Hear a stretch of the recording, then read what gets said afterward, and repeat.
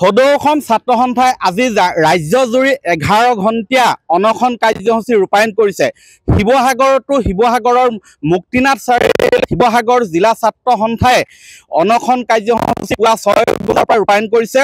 মূলতঃ অবৈধ বাংলাদেশীক অসমৰ পৰা বিতাড়ন কৰা, প্ৰব্ৰজনকাৰী তথা অনুপ্ৰৱেশকাৰী ৰোধ কৰা আৰু অসম ৰূপায়ণ কৰা আৰু মৌলবাদীক অসমৰ পৰা সম্পূৰ্ণৰূপে উৎখাত কৰাৰ দাবীত এই 11 ঘণ্টীয়া অনশন কাৰ্যসূচী ৰূপায়ণ কৰিছে ছাত্ৰ সন্থাই। মই দেখুৱাইছোঁ শিৱসাগৰ মুক্তিনাথ চাৰিআলিত পুৱা 6 বজাৰ পৰা আছু কৰ্মী তথা বিষয়ববীয়াসকলে এই ধৰণে অনশন কাৰ্যসূচী ৰূপায়ণ কৰিছে আৰু শিৱসাগৰ জিলা ছাত্ৰ সন্থাৰ এই অনশন কাৰ্যসূচীত সদৌ অসম ছাত্ৰ সন্থাৰ সাধাৰণ সম্পাদক সমীৰণ ফুকনকে ধৰি তেওঁলোকৰ প্ৰায়বিলাক বিষয়ববীয়াই এই কাৰ্যসূচীত অংশগ্ৰহণ কৰিছে। মই সদৌ অসম ছাত্ৰ সন্থাৰ সাধাৰণ সম্পাদক সমীৰণ ফুকনৰ পৰা প্ৰথম ভাষ্য ল'ম। কি ক'ব? সদৌ অসম ছাত্ৰ সন্থাই আজি সমগ্ৰ ৰাজ্যজুৰি এক সত্যাগ্ৰহ কাৰ্যসূচী আৰম্ভ কৰিছোঁ। এই কাৰ্যসূচীৰ যোগেদি আমি অসমৰ মাতৃৰ পৰা সকলো মৌলবাদী জেহাদী শক্তি উৎখাত, অসম চুক্তি সময় নিৰ্দিষ্ট কৰ্মপন্থাৰে আখৰে আখৰে ৰূপায়ণ কৰা, অসমৰ পৰা সকলো যিসমূহ অপশক্তি আছে অপশক্তিসমূহক আঁতৰাবৰ কাৰণে চৰকাৰে স্পেচিয়েল অপাৰেশ্যনৰ ব্যৱস্থা কৰা আৰু অসম চুক্তিৰ 6 নং দফাৰ আধাৰত চৰকাৰে গঠন কৰি দিয়া অৱসৰপ্ৰাপ্ত ন্যায়াধীশ বিপ্লৱ কুমাৰ শৰ্মা আয়োগৰ প্ৰতিবেদনৰ আধাৰত যি সাংবিধানিক ৰক্ষা কৱচ প্ৰদানৰ গোটেই বিষয়টো আছিল, এই গোটেই বিষয়টো অতি শীঘ্ৰে কাৰ্যকৰী কৰা, তাৰ লগতে কাৰ আওতাৰ পৰা অসমক আঁতৰাই ৰাখিবৰ বাবে আমি দাবী উত্থাপন কৰিছোঁ। আৰু এই কাৰ্যসূচীৰ জৰিয়তে আমি চৰকাৰক সকীয়াই দিব বিচাৰিছোঁ যে অসম কেতিয়াও বিদেশীৰ চৰণীয়া পথাৰ হ'ব নোৱাৰে, কোনো বিদেশীক ইয়াত স্থান দিয়াৰ কথাটো কেতিয়াও গ্ৰহণযোগ্য হ'ব নোৱাৰে। অসম চুক্তিৰ 6 নং দফাৰ আধাৰত অসমীয়া খিলঞ্জীয়া মানুহক সাংবিধানিক ৰক্ষা কৱচ লাগিবই। আৰু অসমত যি ধৰণে বিদেশীৰ আগ্ৰাসন ঘটিছে, বিদেশীৰ আগ্ৰাসনে অসমৰ জনগাঁথনিত ব্যাপক পৰিৱৰ্তন সাধন কৰিছে। আমাৰ সত্ৰৰ ভূমি, আন বনাঞ্চলৰ ভূমি সকলোতে বেদখল হৈছে। বেদখল মুক্ত কৰিবৰ কাৰণে চৰকাৰে পদক্ষেপ গ্ৰহণ কৰিছে, কিন্তু এই পদক্ষেপ ক্ষণস্থায়ী হ'লে নহ'ব। এই পদক্ষেপ স্পষ্টভাৱে তেওঁলোকে ইয়াত চলাই যাব লাগিব।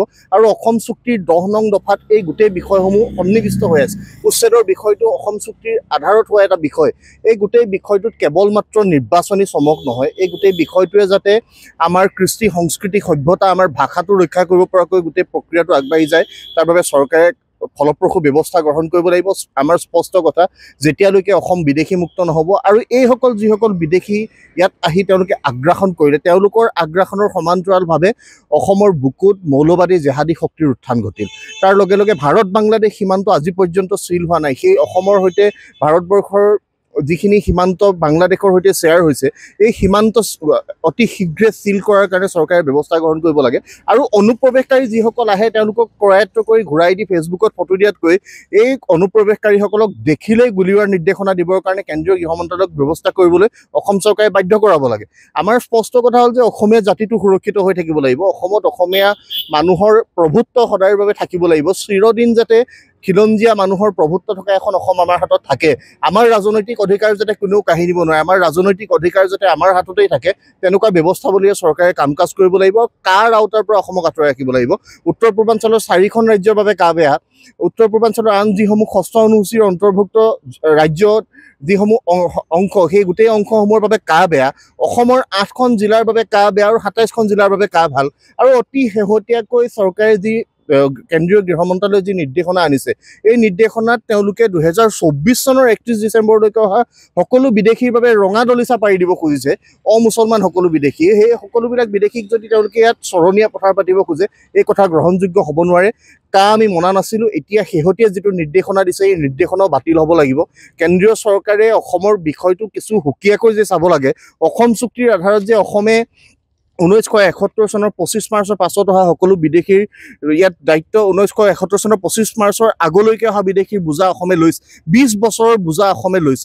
20 বছৰৰ বোজা লোৱাৰ পৰৱৰ্তী সময়ত অসম চুক্তিখন অসমৰ বাবে আন এটা আধাৰ এই গোটেই বিষয়সমূহত সেয়েহে কাৰ আওতাৰ পৰা অসমক আঁতৰাই ৰাখিবৰ কাৰণে চৰকাৰখনে তাৎক্ষণিকভাৱে ব্যৱস্থা গ্ৰহণ কৰিব লাগিব আৰু অসমৰ মুখ্যমন্ত্ৰীগৰাকীয়ে বিভিন্ন সময়ত বিভিন্ন মন্তব্য তেওঁ কৰি থকা পৰিলক্ষিত হৈছে কিন্তু এই মন্তব্যবোৰৰ যোগেদি তেওঁ নিজক প্ৰতিপন্ন কৰাৰ সলনি দিল্লীক তেওঁ বুজাই দিব লাগে যে অসমত অসম চুক্তি আছে চুক্তিৰ আধাৰত বিদেশী চিনাক্তকৰণৰ কথা আছে ইয়াত আৰু অসমে বিদেশীৰ বুজা বব নোৱাৰে এই কথাবোৰ স্পষ্ট হ'ব লাগে নিৰ্বাচন কেন্দ্ৰিক উচ্ছেদ বা আন প্ৰক্ৰিয়াবোৰ চলাই নিয়াৰ পৰিৱৰ্তে চৰকাৰখনে জাতিটোৰ পক্ষত থিয় দিব লাগে আৰু জাতিটোৰ পক্ষত থিয় দি চৰকাৰে অসমীয়া মানুহৰ উন্নয়নৰ বাবে জাতিটো সুৰক্ষিত ভৱিষ্যতৰ কাৰণে কাম কৰিব লাগে আমাক অসম চুক্তিৰ আধাৰত 6 নং দফাৰ আধাৰত খিলঞ্জীয়াক সাংবিধানিক ৰক্ষা কৱচ লাগিব ভাৰত বাংলা সীমান্তশীল হ'ব লাগিব অসমক কাৰ আওতাৰ পৰা আঁতৰাই ৰাখিব লাগিব এই সকলোবিলাক বিষয় অতি শীঘ্ৰে কাৰ্যকৰী কৰিব লাগিব আৰু আহিব লগা দিনসমূহতো আমাৰ কেইবাটাও কাৰ্যসূচী আছে অহা 16 ছেপ্টেম্বৰত আমি